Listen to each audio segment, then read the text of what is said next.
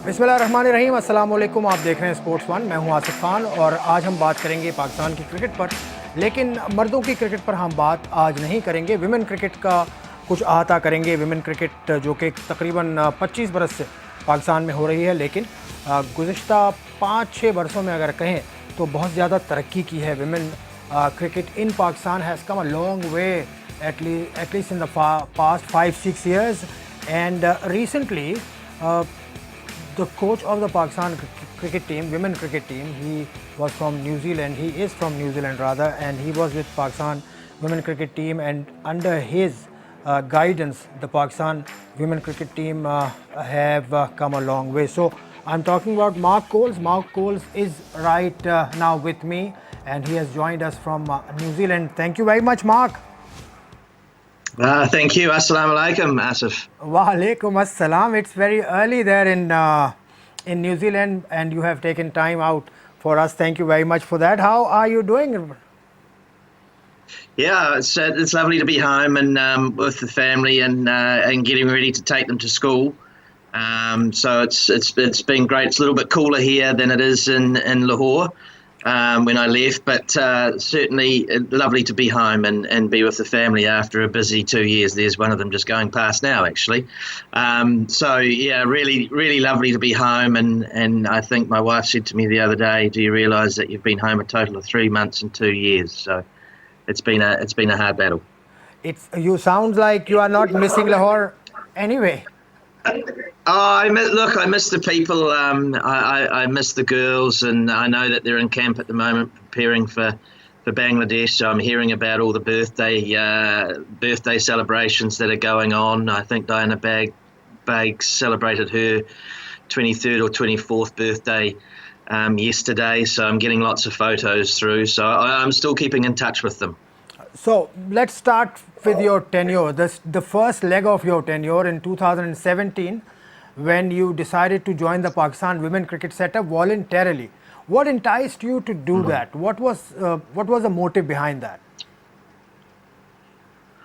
Well, I saw them play against New Zealand actually in the ODI World Cup and thought that they were a pretty good team. So they just lacked a little bit of confidence. And then I got talking to Mickey and the ball started to roll from there. And the next minute I was involved in the series against New Zealand, ironically, and we managed to steal a game off them, which was a pretty cool thing. Although you sort of felt it was a strange feeling, but it was a good feeling as well because we created a bit of history for the girls to beat New Zealand for the very first time in Dubai. So that was a nice way to start, and then the ball started to roll from there in terms of the Sri Lankan series in Sri Lanka. And then we moved into a pretty poor Asia Cup where we needed to readjust and look at what we wanted to try and achieve coming up in the next year or so. And I saw some players with experience as well. And I know there's a few people out there saying, "Oh, Sanami has got to retire, Nita Dar's got to retire," but you need experience as well, especially with the structures that Pakistan had, which was very limited. So your domestic cricket, they came straight out of the state banks, the ZTBLs, their higher school teams, but then they went straight into international cricket. So the jump was massive for these girls. So you needed to hold on and keep the experience that you had to allow those younger girls coming through the benefit of gaining from that experience. And now that the structures have changed a little bit, hopefully, eventually those girls will get experience playing in the under-23 Asia Cup, which is coming up. There's a lot more A-team tours that are planned. So that will allow the jump to be a little bit smaller than what it was when I first took over. What were your advices or the recommendations to the cricket board in your tenure, at the start of your tenure, to bridge this gap to some extent? Well, the first thing that I said to Najim Sethi, who was in charge back then in 2017, he said to me, "Look, I just need you to play against New Zealand and not lose by a big margin." And I said to him, "Look, sir, I'm a cricket coach. I'm not a magician, but I'll do my best. But you don't have any structures, so there's no A team at that particular stage. There was no real domestic cricket at that particular stage. And it was just sort of picking girls that had performed for State Bank or ZTBL and then popping them into international cricket and literally hoping that they did well. And look, to be fair, we have introduced quite a few girls, Natalia Pravaz, Arub Shah's come on board, Fatma Sana's come on board, Ramin Shameen's played her first game. So over a period of time, we've probably introduced 5 or 6 cricketers into international cricket, which in 2 years is 3 a year, is pretty decent going. But they needed that experience around them. What is your impression? What was your impression about that regime, the past regime? Were they serious about developing women cricket on modern lines? I think they were starting to understand the importance of women's cricket, and I think that's why Mr.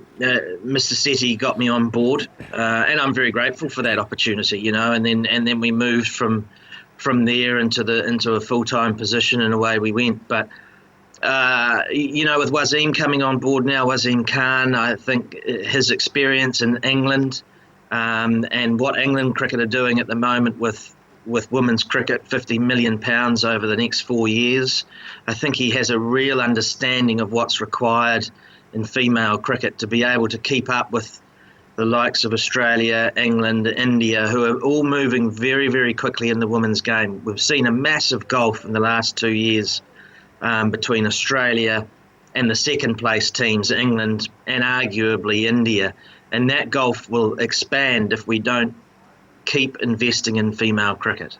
So you are saying that Wasim Khan and Najam Sethi, they were going along fine as far as the development method regards to the women cricket, but what is coming down? What is the trickle down in the chain? Were there any problem in that communication problem or anything that you faced?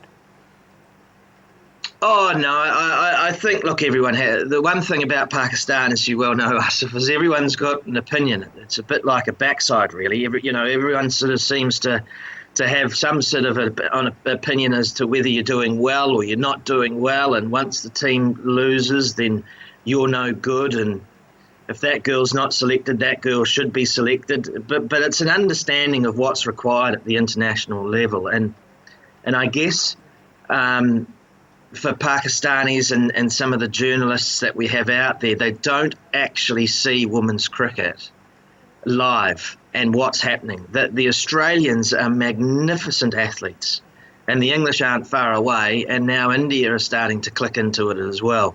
What's required at the international level is players that are fit and at least pass a couple of tests that they're given, but have a standard of fitness that will be able to match their peers. Now, Australia are miles out in front with that. But we're gaining very, very quickly, and the great work that Jamal Hussein's done with the group is a great credit to him, but also the fact that the girls are now understanding what is required to play at international level and compete with the best teams in the world. You are touching upon the fitness aspect. I was actually, I wanted to talk about the administrative hiccups, as you may call them. So the structure was that that lady is heading the women's cricket department, the ex-manager of the team. Then Shahid Aslam was there.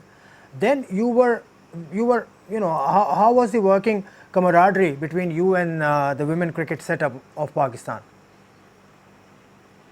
Oh, I had some good discussions with them, and I think the great thing is you can debate things, and Shahid was really good, and he started to understand. It was really hard for Shahid because he come from the men's game straight into the women's game, which was, the men's game was really well resourced, the women's game wasn't as well resourced. So he was finding his way, and we had some great debates and some really good discussions, and I saw him just before I left, and he was really happy with the move that he'd made back into the men's cricket and doing a fantastic job there. And he's a very dedicated guy, and he he, along with myself and Aisha, things were starting to move in the right direction. But there's always debate, because there's always debate when there's not enough resources going into the game.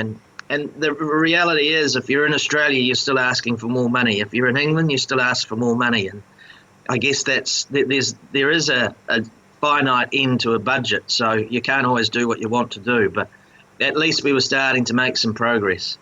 So Mark Coles is with us, and he's recalling his time with the Pakistan women cricket team in the past couple of years, and now he's back home.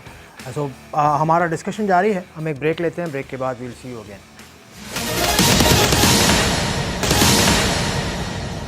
Welcome to Sports1. आप देख रहे हैं. Mark Coles हमारे साथ हैं from New Zealand, and he's recalling his time with the Pakistan women cricket team. So Mark, we were talking about the camaraderie between Aisha Ashar, you and Shahid Aslam, and what was the chain of operation then? I mean, you used to report to Shahid Aslam, to Aisha, to then chairman, and what was that? How were things moving then?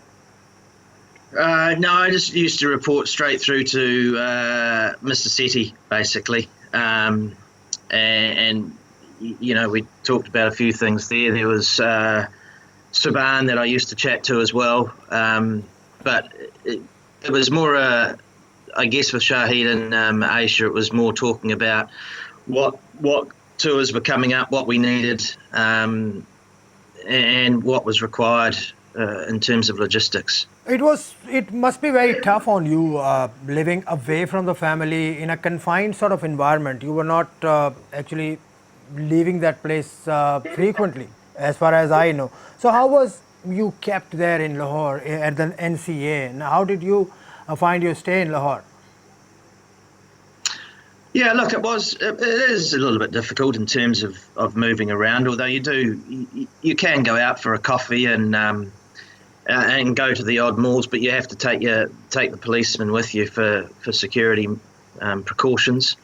Look, the NCA staff were fantastic. The kitchen staff, I used to go for my morning walk. The groundsmen always used to say hello, and I used to really enjoy seeing them in their happy faces, and they made me feel as comfortable as you can. And the rooms were great, and I had no issues living at the NCA. I guess it's a little bit restrictive when you have to take a policeman with you, but I understand also that the precautions that needed to be taken as well, and that was the same for Mickey and the three Grants and Cliffy the physio. We all knew what we'd gone into when we took the job on, and that's just what you have to accept. Did it get to me after a while? I suppose it did, and I guess it was just the missing the family, the taking the kids to school and all that type of thing that I was missing out on, and birthdays and Christmas and my birthdays and Mel's birthday, my wife, and the kids' birthdays. So that sort of got to me a little bit. You recall Mickey when Mickey was, Mickey went away, Mickey, then Grand Flower. Did you get any sort of signal that you might be asked to leave as well? No, I didn't. I mean, I guess subconsciously you always think, there's three of them gone. I wonder whether I'm next. That left three, so three went, three left. But no, I didn't. So it was. I didn't feel uncomfortable at that. So it was not a preemptive measure by you. You had decided earlier that you would go anyway. Look, I'd been thinking about it probably when I lost my uncle. I was over there and my uncle passed away suddenly, and that rattled me a little bit. My mum's had her health issues as well recently, and so it had been on my mind for a little bit. It was just at what time was the right time to move, considering that there was a T20 World Cup, and then it came down to, is this for me or is it what's best for the girls? And me staying because to try and have self-gratification of going to a T20 World Cup wasn't right. And I've seen, look, and I know, I've seen a lot of reports from some gutter journalists over there who I'm not going to name, but just ridiculous and ill-informed, and pretty disappointing to hear that sort of stuff. They belong where they. So it was all. It was all in good taste. It was a mutual sort of decision by you and the Pakistan Cricket Board. Yeah, look, I strangely enough had a really good text message conversation with Wasim yesterday, and it was really cool. And he'd been over to Dubai with the women's committee and was telling me what was going on there. And I think his wife's family are coming over, so it was a really, really good conversation and lovely to catch up with him. And just like it is with Mickey and Grant, and I really believe that with Wasim Khan on board, that women's cricket in Pakistan is going to flourish. Because he just gets it. Okay, it's going to flourish. It's going to move ahead. We also hope so. Are you still open to work with Pakistan cricket setup, women cricket setup, again if you get an opportunity, if you find conducive environment? Oh yeah, I'd love to. You never say never. I think it's funny you should say that. I think there's been a few coaches that have come back for a second go. So, in the future, who knows what happens. It was just the right thing for me to do at the moment. And I think the next move for me and the family have to be together for a little bit. We need to have some proper family time together and get back to being a family, because I have seriously missed them. We celebrate Christmas in the Western world last year. The girls did a great job for me in making me feel really comfortable about celebrating Christmas, but it's not the same as when you can celebrate a Christmas together. And I missed out on my 50th birthday, Asif. I was in Lahore for my 50th. Oh, wonderful. There you go.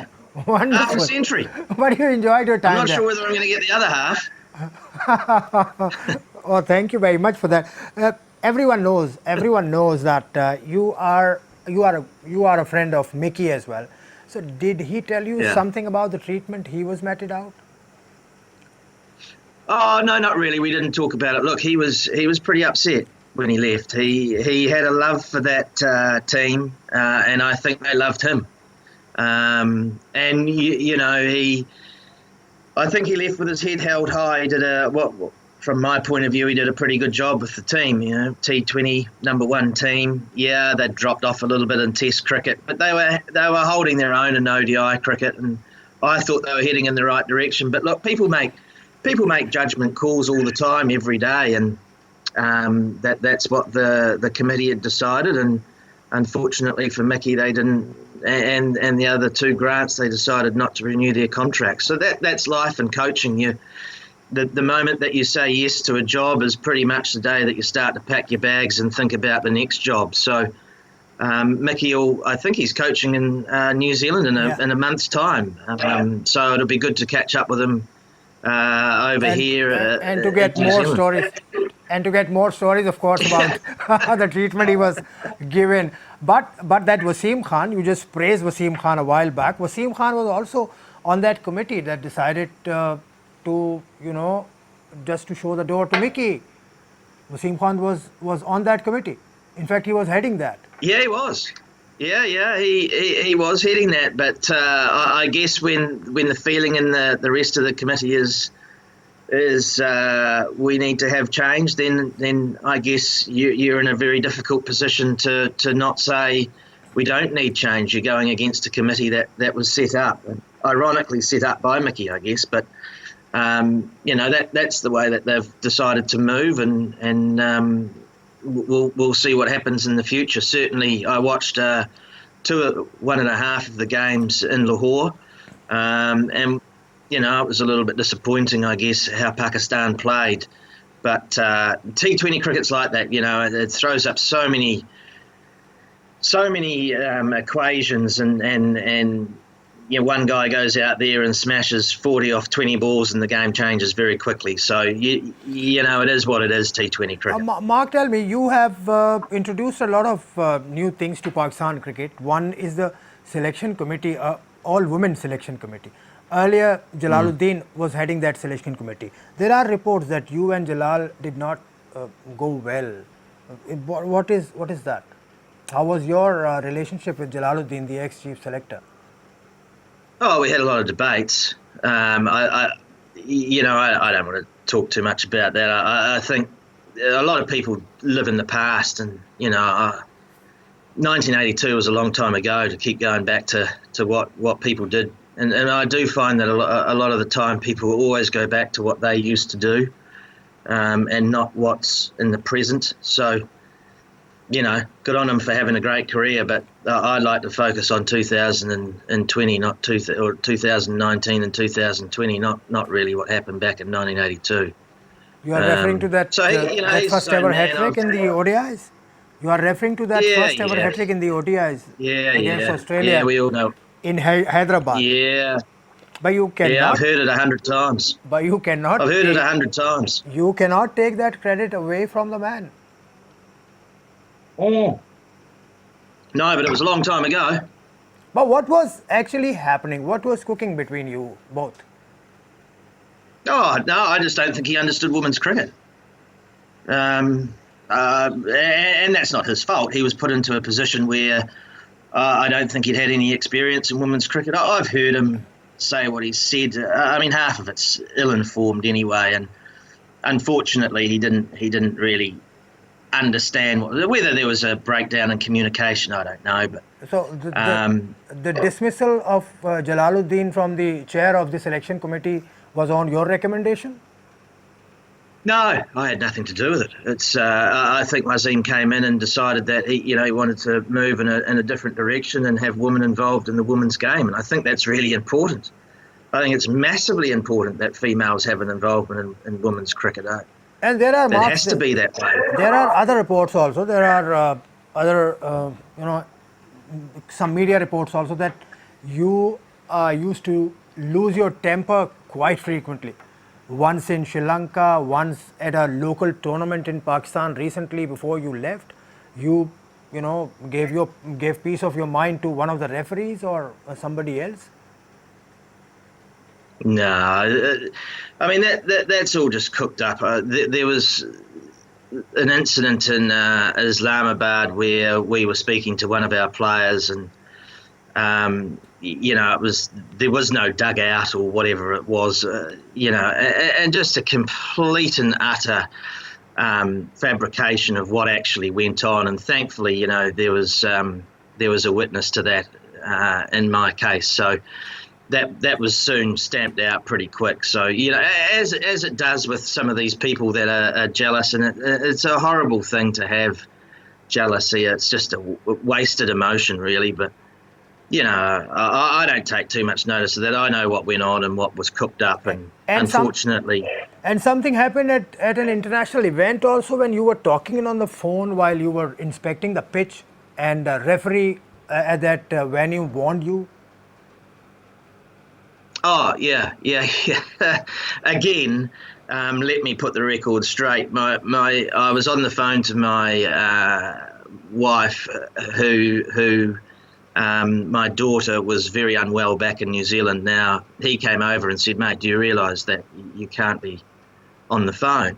And I said, "Yeah, look, I'm terribly sorry. My daughter's not well. This is what's happening. I need to get back to New Zealand pretty quick. I've organised that I leave the tour immediately after the last game. I flew out." And he said, "Look, you go back to the hotel. The Sri Lankan manager will take you back, and that way you can be on the phone backwards and forwards at the hotel rather than, you can't be on the phone here at the ground." So, again, just a complete fabrication of the truth to suit whoever, gutter journalism, whatever it was. So they rushed me back to the hotel so I could actually be on the phone and see what's happening back in New Zealand, who my daughter had to go and see a specialist about some issues with her weight and her bowels being blocked. So that's the truth. Where these people get these stories from, it just suits. It's like you and I could be talking about a chicken sandwich, but the time it gets to the end of the table, it's a chicken biryani sandwich. Biryani. That's what it is. Do you miss biryani anymore? Yeah, I do. That's why I mentioned it. Biryani, great food. Have you There's a whole lot of things that people just don't understand. have you learned this recipe of one or two dishes?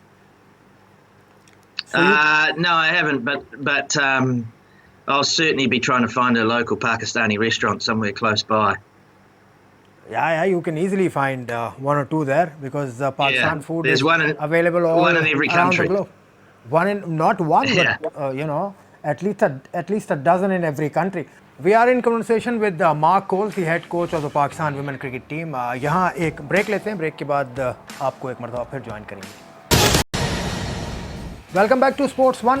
Mark Coles हमारे साथ हैं from New Zealand, the former coach of Pakistan women cricket team. खासी बातें कर रहे हैं अपने tenure के हवाले से, उसके अलावा जो फ्यूचर में देखते हैं कि पाकिस्तान की वुमेन टीम कहाँ जाएगी. तो मार्क से बात का सिलसिला दोबारा शुरू करते हैं. Everything seems to be all right when you joined in 2017 till the day you left, and everybody was cooperating with you in the women's setup, in the PCB. So it was all because of the homesickness.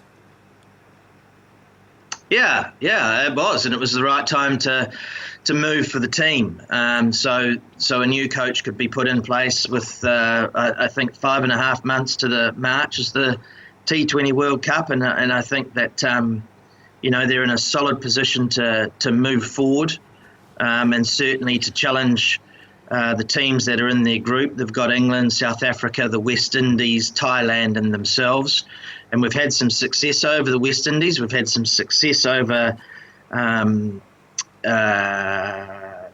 South Africa recently, and now it's just a matter of knocking over Thailand and winning one of those two games, or both of those games, and then they qualify for the semi-finals, which would be fantastic for Pakistan. So I think the time was right.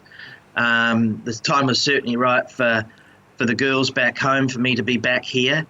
And I think, well, I do know that I've left it in a better place than when I started. When I first started back in 2017, it wasn't a happy group. They'd just come off the ODI World Cup where they hadn't won a game, and they were finding themselves again, which I think they have. In that World Cup, it was a disastrous performance anyway. After that, Pakistan Cricket Board removed the coach and the other staff, and then you came in. One thing is the all-women selection committee, and the other thing was the outstanding formula for central contracts. You omitted quite a number of girls who had performed in that era, but they were dropped off the central contract. The list was quite limited. What was the reason for that, of giving central contracts to 11 or 12 players only? Yeah, I think what was decided was, and we all agreed to it, that we want to make these contracts something very, very special. We felt that 17, and I think at one stage they had 20, was just far too many for the pool of players that we have. The reality is that in Pakistan there's probably only 33 players that are capable of playing international cricket at the moment.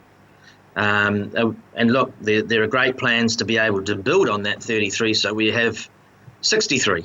But at the current state of affairs, the reality is 33 players. There's 15 in the camp at the moment, and there's another 15 getting ready to go to Sri Lanka for the Emerging Asia Cup. There's 30, and there's probably 3 or 4 others maybe. So to narrow it down and say, right, the reality is we have 10 to 12 players that are good enough to get a central contract. Let's make this really exclusive, put the money up, and make it something that the girls can strive towards. And so that was decided, and that's the outcome. And even the incumbent captain, Bisma Maroof, could not find a place in the A category. No, neither could Javeria Khan. And that was that. A lot of that's based on performance. Bisma's T20 performances were great. Her ODI performances were pretty poor, where she averaged 15. So, she's aware of that. She needs to be a better ODI player than that would suggest. And and again, it's interesting because everywhere else, it's not about seniority; it's about performance. It's about winning performances. And you know, the committee and myself decided, along with Wazim's input, that those two players hadn't really performed to the expectations that others had. And you know, the Alia Riazes of the world, Nida Dar, who we all know about now, playing a first game for Sydney Thunder tomorrow, they'd perform better. So it's not whether you're the captain or whether you're played 100 games. It's about what winning performances have you put together. Okay, you just mentioned Nida Dar. Nida Dar has made history by appearing in Big Bash League, and she is the first woman from Pakistan. So how did that happen? Did you chip in to make it possible as well? Oh, I had discussions with Sydney Thunder. We were in discussions with a lot of places for Nida. Tasmania first came on board and were pretty keen to have her at the Hobart Hurricanes, but it didn't really align. They wanted a player for the whole series or the whole Big Bash. We could only supply Nida for up until the 1st of December, and then she had to go across to KL for the England series that's coming up over there, starting on the 6th of December. So that was an issue that they felt that they couldn't have her in their setup. And then we managed to negotiate with the Sydney Thunder, who were quite happy to have her there for the first. I spoke to Trevor Griffin, the coach, who's a really good guy, and he was keen to have Nida. And the ball started to roll from there, and it's great for her. It's great for Pakistan female cricket. It's great for Pakistan in general that we've got a player in the Big Bash, in the Women's Big Bash, which is arguably the best T20 women's competition in the world. So are there any other girls in Pakistan, in the Pakistan cricket setup, who have the potential to make it to the BB? Yeah, Alia Riaz is one. She bowls a heavy ball, she's a great fielder, and she can bat. There's Iram Javed, who I think who can turn a game on her head on her day. There's quite a few that are capable of playing in the Big Bash. They just need a little bit of tidying up. The great thing about Nida is that she bowls, bats and fields. And what we have to understand in women's cricket is that you have to be able to bowl, bat and field. If you can't do two things, then you're stuck. If you can only bowl and you can't bat or can't field, it's of no use to these teams. If you can bowl and field but can't bat, then you're of use to a team. But now you have to be a multi-skilled cricketer. So for that, you have to be a standard of fitness as well, for which you had introduced a lot of new innovations, like Jamal Hussain, you said, came in, like a young chap is also working, Taimur Mahmood, is with the team right now. So this fitness culture was actually is the need of the hour as well. So how did you convince the Pakistan Cricket Board, and what measures did you take to make it possible? Well, it was blindingly obvious that we needed to get fitter as a team from the first day that I took over. I just thought we weren't really as fit as we could be, and that's not to say that Ibra, the former fitness trainer, hadn't done his work. He did really well. The issue for him was that he worked remotely out of Lahore, so he couldn't get hold of the Lahore girls or the Karachi girls. So there was a need to try and get a trainer in Karachi that was on the same page as Jamal, and we did that with Taimur, who's an outstanding young guy. He's with the under 23s at the moment, and he'll do a great job with those girls. So then all of a sudden we had one in Lahore and one in Karachi that were doing the same work, and over time Jamal increased their yo-yo tests. The minimum now is 16.2. And that's something that he said, right, this is where it has to be. And that was taking everybody's yo-yo into account and then dividing it equally from the highest to the lowest scores. And so 16.2 came out as our benchmark. And then he did the same with all the other tests. So that was then mirrored in Karachi. And that's why we're finding now that girls are a lot fitter. a lot stronger, and being able to compete with the likes of the Meg Lannings of the world who are ultra fit. The other thing that we're trying to introduce is the change of their diet. And whilst chicken biryani is really nice, it's probably not a food for athletes moving forward. So there's subtle changes in what we do when we go to hotels and eat foods, and Jamal's really good at taking photos of all the hotel food and putting 1 out of 5s for that, 5 out of 5s for that, the good foods and the bad foods. So we're subtly changing their diets as well. So are you hopeful that they are following the same diet plan right now as well? As long as Jamal's there, yeah, I'm very hopeful that will keep happening. And he's pretty strict on it. You can't have your naans for breakfast. And there are all sorts of other foods that very strict. Yeah. Very strict for a Pakistani, very strict for a Lahoriite especially, and most of our girls are from that part of the world. Because you have been to Lahore, you know. I do know. But the great thing is that the girls now are getting really. They're used to going and getting fresh juices. They're used to having fruit. They're used to having their porridge now. And they're really good with it. They really understand that it helps their cricket, and any little 1%ers that you can get, it helps massively. I mean, for instance, just a quick example: the Australians would not have prepared sandwiches in their dressing room in Kuala Lumpur. They had to have a chef there preparing the sandwiches so they knew what was going into their foods. That's how far it's come. For all that, the girls need a frequent supply of money as well. So it was okay in your time. The girls were getting their share of money on time, regularly, during your tenure?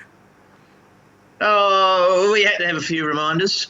Yeah, which I think has been publicised throughout the media. I had nothing to do with that publication, but I think somehow the ICC have got hold of the fact, and I think it was publicised in the last T20 World Cup that perhaps they hadn't been paid for a few months. But so again, since Wasim's come on board, they have not missed a beat, and it's all done on time. The girls are getting paid; they're happier. The domestic cricket money structure has changed as well, which is great. So domestic players are getting paid too. So my last minute of this show, of course, we'll keep in touch anyway. So of course. Everything was fantastic during your stay. Your communication with the board, the way you were heard, you were taken care of, everything was just top notch. So Steve Rickson was not correct. Oh, look, I think there's always difficulties. Don't get me wrong on that. There are always issues that pop up. There are always issues that are frustrating. But I can only speak from my experience, certainly in the last 6 months. I've been really happy with the way that I think it's moving. As I said, I think Wasim's got a really good handle on it. I think there are some changes that had to be made to the men's game, obviously, and I would like to see that happen in the women's game, where the 6 provinces have 6 women's teams.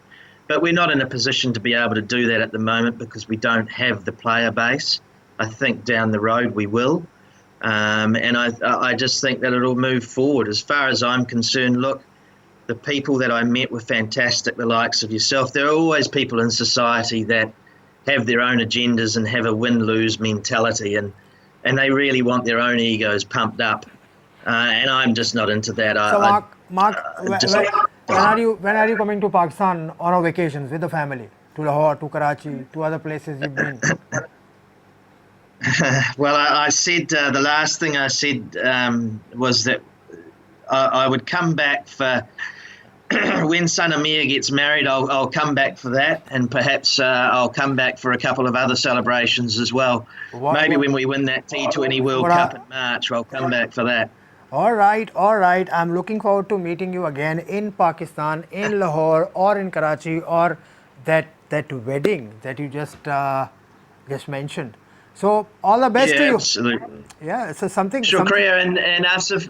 thank you so much for your support of women's cricket. I think this is really important to note to the viewers. You have been a fantastic supporter of women's cricket, a very positive supporter of women's cricket, and it was really much appreciated by the players and certainly by the management and absolutely by myself in particular. You've been a great friend. I look forward to keeping in touch with you via text messages, and I'll let you know my new adventures as they come to hand. And I'm sure you'll keep me updated with everything that's going on in Pakistan, both the good and the bad. Yeah, thank you very much. Once again, I wish to thank you for your services for the Pakistan women cricket team, which has come a long way in the past couple of years. So that was Mark Coles from New Zealand, the ex-head coach of the Pakistan women cricket team. That's all from this program. Until next time, Khuda Hafiz.